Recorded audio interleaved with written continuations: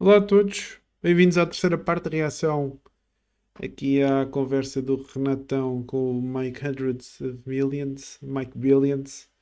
Já sabem, passem aí pela caixa de comentários, likes, partilhem com quem for do vosso interesse, quem acharem que vale a pena partilhar este conteúdo, se acharem que irá acrescentar valor a essas mesmas pessoas. Passem também aqui pelo moneygame.pt, subscrevam aqui a newsletter para poderem dar também aqui um salto no que diz respeito ao vosso conhecimento de finanças pessoais. E vamos arrancar sem mais demoras. Vamos começar aqui a terceira parte da nossa reação. Vamos agora assistir à argumentação do Miguel, que foi salientada por muita gente aqui nos comentários do vídeo, é verdade. E creio que muita gente disse, inclusive, que o Miguel acabou por matar, entre aspas, o Renato aqui com esta declaração que fez agora. Vamos ouvir. Humano, construção do capital humano, desenvolvimento de tecnologia, que é o que faz as pessoas andar para a frente é motivação. Por isso é que nós não somos socialistas, porque compreendemos que quando você dá as coisas de graça, as pessoas deixam de ter motivação para fazer o que é que quer que tenham que fazer. É porque a gente obedece a Jesus e no primeiro livro da Bíblia tem lá ordenando que se o seu suor, do seu suor tem que vir o pão da sua comida, não é isso? Exatamente. Deus, o Criador do universo, nos ordenou a trabalhar e não pegar o suor de outro homem, não é isso? Que a gente Exatamente. chamava antigamente de vagabundo e ladrão e agora ele chama de socialista e comunista, não é isso? É mais ou menos a mesma coisa. Sim. Mas a questão, repare nisto, esta tecnologia que está a criticar, esta forma... Qual tecnologia? Fiat? o Fiat, A moeda a fiduciária? moeda fiduciária, que está sempre a ser desvalorizada, estimula a uma procura intensa de quem tem capital, tem que estar sempre a colocá-lo na economia e nos ativos. Tem que estar sempre a produzir empresas ou coisas assim para lutar contra esta Ou inflação. consumir. Ou estimula o Ou consumo. consumir. Mas isso. a questão é assim, eu não acho que, digamos, eu percebo a ideia. Eu ganho dinheiro, eu quero poupar, eu quero que ele esteja poupado para sempre. No Fiat é assim, eu ganhei dinheiro, você vai a poupá-lo e provavelmente ele vai desvalorizar todos os anos. Certo? Seja com qualquer ativo. Dívida americana. Não é uma forma de distribuição e de fazer o que diz na Bíblia, que é, mesmo que tenhas muito dinheiro, vai trabalhar? Na verdade, não. Não, não é, Miguel. Não é. E vamos só ver aqui os comentários que vi alguém que tinha dito aqui algo bastante interessante. Não sei onde é que estava. Vamos então desmontar aqui a argumentação do Miguel.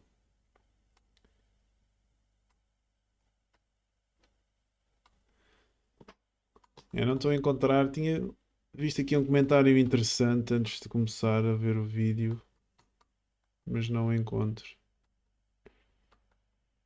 Vamos então desmontar aqui a argumentação do Miguel. Então,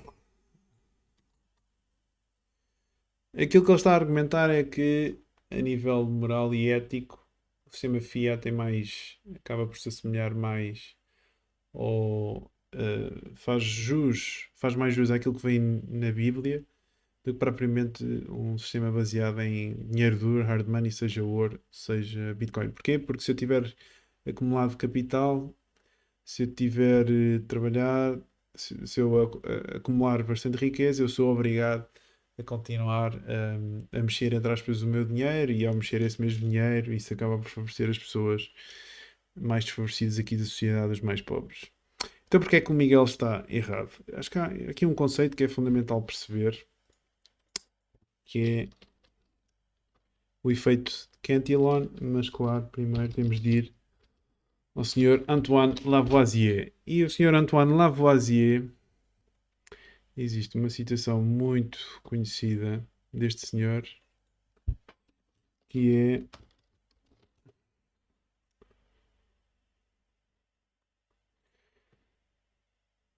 nada é perdido, nada é criado, tudo é transformado. Qual é o erro no raciocínio do Miguel? Vamos puxar aqui do Paint novamente. O erro do raciocínio do Miguel é que ele está a dizer que todos nós temos, os nossos marshmallows, não é? Porque cada um tem o seu marshmallow. E o que ele está a dizer é que é positivo, então, que haja fiat. Porquê? Porque ou nós perdermos uma parte do nosso marshmallow todos os anos, nós somos obrigados, não é? A pegar. Ou seja, isto é a inflação, não é? Vai tirando o valor, poder de compra aqui das nossas poupanças. E como tal, este fenómeno obriga a que nós peguemos no remanescente do nosso marshmallow, das nossas poupanças, e coloquemos a circular então na economia, assumindo risco e enfim. Mas claro que mais uma vez ele já está a assumir que as pessoas vão investir este mesmo dinheiro, não é? Mas também vimos anteriormente, pela questão aqui da preferência temporal e do exemplo do teste dos marshmallows, que muitas pessoas o que é que vão fazer perante esta tendência? Vão é consumir um marshmallow, não vão investir e não vão assumir risco, e esse dinheiro vai ser consumido, ok? E naturalmente não é consumo que faz acumular aqui capital e aumentar a produtividade da economia para crescermos no médio e longo prazo. Esse é o primeiro ponto que o Miguel se esquece. O segundo ponto é que ele assume que toda a economia está a perder esta mesma energia, independentemente de ser mais rico ou mais pobre. E como podemos ver então, pelo exemplo, pela citação da Lavoisier, nada é perdido, nada é criado, tudo é transformado. Ou seja, para alguém estar com este marshmallow, vou pôr aqui outro marshmallow, ok?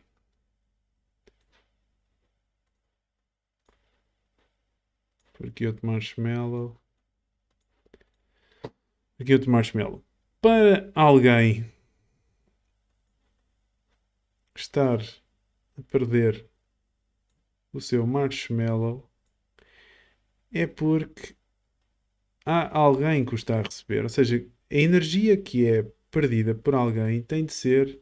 O déficit energético de alguém tem de ser o surplus do outro lado, porque num sistema fechado nada é perdido, nada é criado, tudo é transformado. Ou seja, quando estamos a falar de transformados, estamos a falar de energia desta mesma pessoa, desta agente económico, ser transferida ou transformada para o bolso de outra pessoa. Não é que os agentes económicos todos estejam nesta posição, não. Há agentes económicos que vão estar nesta posição e há outros que vão estar nesta. Ou seja, estes perdem e estes ganham. Ou seja, mais uma vez, se alguém perde aqui esta fatia das poupanças, há sempre alguém que a vai receber do outro lado. Ok? E é isto que o Miguel também se esquece. Esquece no seu raciocínio. E depois, quem é que numa economia, na economia fiat, o que é que sucede? Quem é que são estas pessoas? São os aforradores, os poupadores, não é?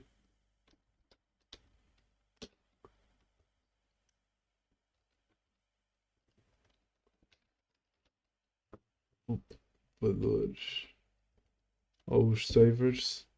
Poupar. Não. Poupanças dos trabalhadores.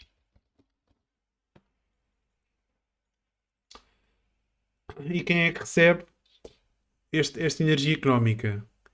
É quem recebe o dinheiro que é criado primeiramente na economia. Se calhar convinha fazer aqui uma. Passarmos rapidamente pelo efeito Cantillon.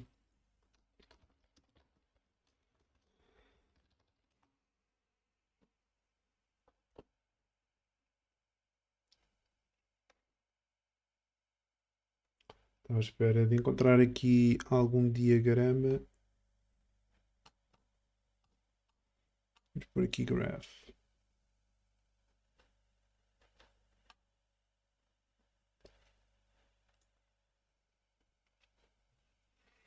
Ou seja, as pessoas que têm acesso. Aliás, é preciso assumir de base e começar com a premissa de que a inflação monetária e subida dos preços é a forma que é explicado pelo aumento da massa monetária, pela diluição da moeda, do valor da moeda. Ok? E se há então uma perda de poder de compra pela parte dos aforradores, de quem tem poupanças, há alguém que está a ganhar. Quem está a ganhar é quem recebe o dinheiro primeiro. Quem recebe o dinheiro primeiro são as pessoas que vivem mais perto dessas fontes de criação de dinheiro, que são sobretudo duas: déficits governamentais e crédito bancário. Ou seja, todas as pessoas que tenham funções governamentais, trabalhem em governos, administrações públicas, sistema financeiro, ou que beneficiem do sistema financeiro como o imobiliário, estão a receber essa mesma energia. Ok?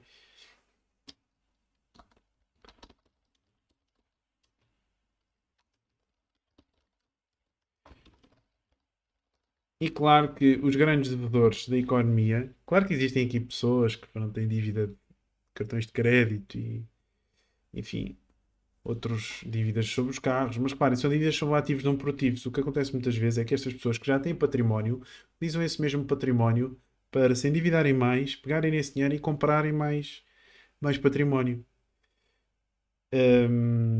E claro que a nível absoluto, a energia que estas pessoas recebem é significativamente maior do que a energia que eles estão a perder através de alguma poupança que eles tenham parado aqui no banco.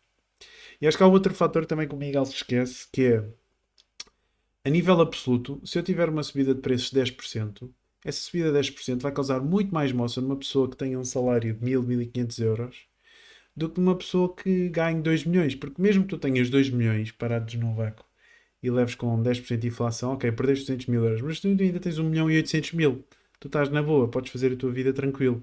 Agora alguém, estamos a falar da utilidade do dinheiro, alguém que tenha, se calhar, 1.000 euros a nível de poupanças, se tu lhe vais tirar 20% do poder de compra em 4 5 anos, estamos a falar de 200 euros. E 200 euros para uma pessoa que ganha 1.000 euros tem muito mais impacto que 200 mil para uma pessoa que ganha 2 milhões.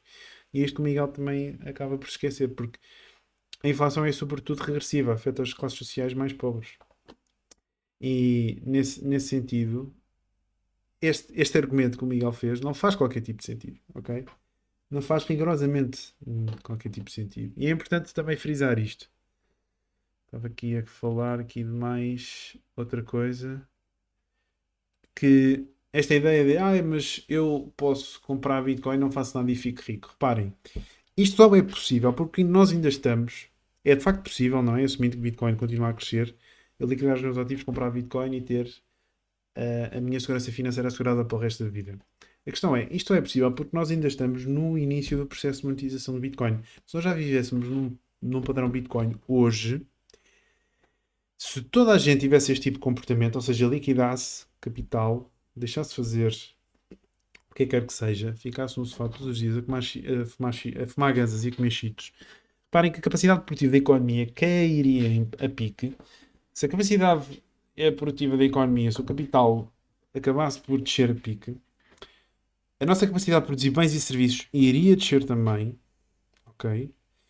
E o que é que iria acontecer? Os preços iriam subir, como as pessoas também teriam enormes níveis de poupança, as taxas de juros iriam baixar, e isto iria convergir para um ponto em que seria altamente lucrativo voltar então aqui a produzir bens e serviços. Mas é isto que é importante também frisar.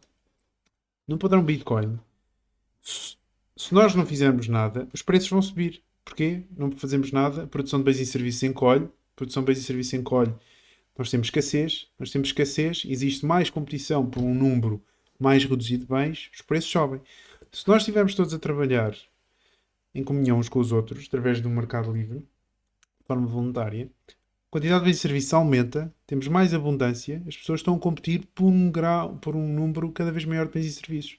Como tal, os preços tendem a descer.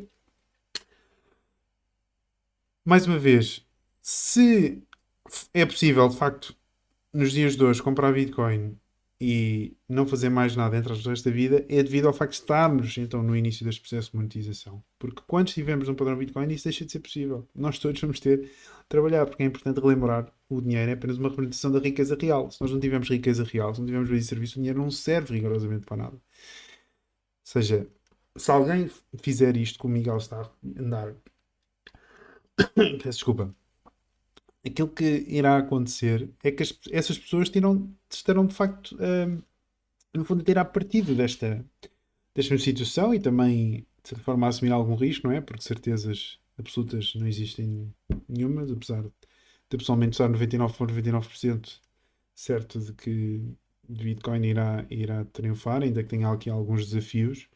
Nomeadamente diria que o maior problema será a centralização aqui das pools de mineração. Mas este argumento não faz sentido nenhum, porque mais uma vez, inflação é tirar do bolso dos mais pobres, da classe média, pôr na classe dos governantes, daqueles que já têm mais ativos.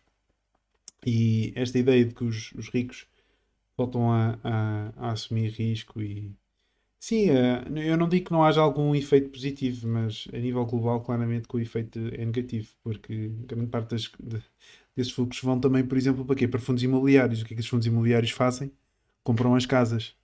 Compram as casas, depois não há casas para as pessoas que querem consumir as casas. Porquê? Porque precisam de uma casa para viver e não querem utilizar a casa como veículo de investimento. Mais uma vez, Miguel também acaba por se esquecer completamente destes efeitos de segunda ordem.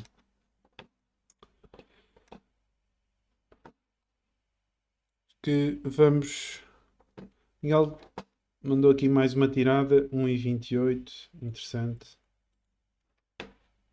Bitcoin para ser soberano, para ser livre e para servir a Deus, para não financiar, Das massagens, está a perceber? Não. Vai pagar a quem está com a rede a funcionar. Ou seja, as comissões da transação. Sim. Dos blocos, não é? Mas isso não é inflação. O Mas número de isso- bitcoins continua o mesmo. Mas isso produz inflação na mesma. Como? Produz inflação no sentido que... Se só redistribui as moedas, não aumenta o número de moedas. Não, só redistribui. você está a consumir recursos da economia. A Bitcoin, você não come Bitcoin, você não bebe Bitcoin, você não faz nada com Bitcoin. A Bitcoin é uma moeda, como você diz. Ou até lhe posso chamar uma commodity, Sim. que seria a expressão mais interessante até Sim. como moeda. Ou seja, é muito parecido com o ouro, tem características, vantagens em relação ao ouro e tem uma ou duas desvantagens. Mas a realidade é, o Bitcoin, você quer o Bitcoin para quê? Para morrer com ele? É, Ou quer o Bitcoin para comprar bens e serviços? é isso. Para um americano médio, para um europeu médio. Porque é isso que eu estava a falar na inflação. Como está a comprar esse serviço? Se só há 21 milhões de bitcoins e se há 21 milhões de massage, se eu precisar de massage para fazer bitcoins, eu estou a ficar com menos massage e a ficar com o mesmo bitcoin. Eu estou a produzir inflação nas massagens, está a perceber? Não. Tem a ver os bens e os serviços em relação ao bitcoin. Ou seja, vai sempre haver inflação e é normal qualquer moeda ter um custo operacional. O nosso sistema financeiro tem um custo operacional, o ouro tem um custo operacional que é guardá-lo, protegê-lo, transportá-lo, e a Bitcoin também tem o seu. São três coisas diferentes. O Miguel está a confundir aqui termos. Uma coisa é a inflação. Inflação, vamos falar da subida de preço, a inflação monetária, que é o aumento da quantidade de dinheiro em circulação. Outra coisa é o custo operacional. E nessa vertente, claro que Bitcoin tem um custo, porque existe uma quantidade gigante de energia que é investida ou que é gasta para garantir aqui a segurança da rede. A questão é que se olharmos a nível da eficiência, digamos assim, desse custo, comparativamente àquilo que nós ganhamos, claramente que é altamente positivo. Ou seja, aquilo que nós obtemos face a esse mesmo custo energético é profundamente positivo. E continuando aqui a analogia do Miguel, ele falou da questão de termos 21 maçãs, temos 21 bitcoins e como existe este custo energético associado a manter a rede, nós temos de usar uma parte das maçãs que produzimos para, entre aspas, continuar a alimentar a segurança do sistema, continuar a alimentar esse mesmo gasto energético. Sem dúvida, mas é este sistema que depois, de médio e longo prazo, vai permitir às pessoas produzir muito mais maçãs. E que as pessoas que estão a ser enganadas neste momento pelos governos e por quem tem em cabeça, digamos assim, a gestão do sistema fiduciário, essas mesmas pessoas vão ter finalmente a oportunidade de ter acesso à sua parte justa de maçãs, da produção global dessas mesmas 21 maçãs. É isto que também com o Miguel, na minha visão, não percebeu, ou não, enfim, ele mistura aqui os conceitos do custo operacional com a inflação monetária e são coisas diferentes. Não sei se ainda temos tempo para mais um. Aqui há mais um ponto que eu também gostaria de fazer. Vou falar aqui 1,32. De um desenvolvimento exponencial da qualidade de vida. E o Renato pode dizer assim, mas podia ser muito melhor. Podia. Mas podia ser condicional porque Sim. a vida está condicionada. Sim. Bem só no céu. Mas a questão é, pensa assim, nós vivemos 120 anos, ou até um pouco mais, de uma de um desenvolvimento exponencial da qualidade de vida. E o Renato pode dizer assim, mas podia ser muito melhor. Podia. Mas podia ser muito pior. Calma, se você deixar eu dizer, eu vou mostrar como não. Podia ser muito pior, sim, se fôssemos mais socialistas, se fôssemos mais comunistas. A verdade, Miguel, é que foi graças ao mercado, apesar deste aumento cada vez maior do papel do Estado na economia e na vida das pessoas, a verdade é que o mercado continua a providenciar essa deflação e a produzir tecnologia que faz com que nós consigamos produzir de forma cada vez mais eficiente e mais barata e menos custosa tudo aquilo que nós necessitamos, e por isso é que ainda mesmo assim conseguimos ter um aumento relativo aqui da qualidade de vida, apesar de determinadas coisas, não é? Particularmente, seja gastos de saúde, habitação, não é? Estão-se a tornar cada vez mais insuportáveis a nível financeiro, não é? Com especial ênfase para as sociedades ocidentais. Mas foi o mercado que nos deu isso, não foi o Estado, não foi o sistema Fiat, ok? Aquilo que temos de perceber é que apesar do Fiat, apesar do Estado, nós mesmo assim conseguimos isso. Agora imaginemos aquilo que nós conseguiríamos ter atingido se não fosse o Fiat e se não fosse o Estado. Recordo do século XIX, não é? Progresso económico brutal. Estados Unidos, não é? Que tiveram um boom económico, foi na altura do padrão ouro, não havia moeda fiduciária para ninguém. E com isto fecho mais um episódio, terceira parte aqui da reação. Vamos ver se fechamos isto com quatro vidas, 4 reações, creio que será suficiente. Já sabem, meus caros, gostaram do vídeo, likes, partilhem, gostos e passem de moneygame.pt, subscrevam então aqui à newsletter, subscrevam ao blog e vemo-nos aqui numa próxima. Grande abraço.